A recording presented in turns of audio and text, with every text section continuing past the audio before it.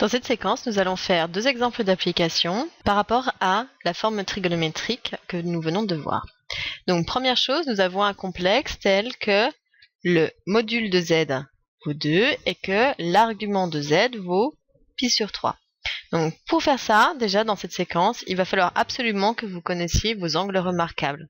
Donc, allez rechercher, vous allez voir dans Outils, angles remarquables, pour pouvoir bien placer les points. Donc, on va chercher à placer les points, on va justifier au fur et à mesure les constructions. Donc, première info, on a vu que le module, ça représentait la distance entre le point et O. Donc ça, ce serait la distance entre 0 et 1.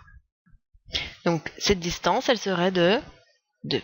Ça veut dire que on va devoir tracer un cercle de rayon 2. Donc, je m'excuse vraiment parce que je vais faire ça à main levée. Et je sais que l'argument vaut pi sur 3. Donc, on a vu que pi sur 3 avait une propriété très importante, c'est que son cosinus valait 1/2. Donc ça, c'est par rapport au rayon r égale 1. Et deuxième chose, pi sur 3, il est situé en haut à droite dans le cercle trigonométrique. Donc forcément, ça va être situé dans cette partie qui est ici. Et donc, plus pi sur 3, un cosinus de 1/2, donc c'est la moitié du rayon. Donc rayon 2, je suis 1/2 dans cette partie-là. C'est-à-dire que si je monte verticalement, ici, j'arrive ici. C'est-à-dire que si j'avais tracé là, j'ai un angle de pi sur 3. Eh bien, le point A est l'intersection de ces deux informations, c'est-à-dire ici. On va faire le deuxième. B, il a un module de 1, c'est-à-dire que la distance entre l'origine et le point vaut 1. Donc, on va faire un cercle de rayon 1. Et partant de là, on a un argument, un angle qui vaut moins pi sur 2. Donc, moins pi sur 2, déjà, je vais tourner dans le sens négatif, dans le sens là. Ça, c'est un angle droit. C'est-à-dire que moins pi sur 2, il est situé ici sur le cercle.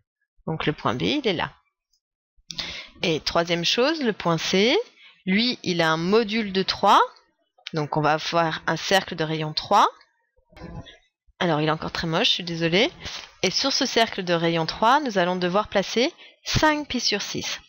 Nous savons que 5 pi sur 6, il est situé en haut à gauche. Il est dans cette partie ici.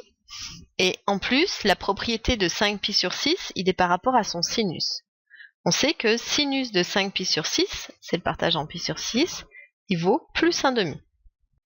Donc ça veut dire que 1/2 sur les sinus par rapport au rayon, je suis ici.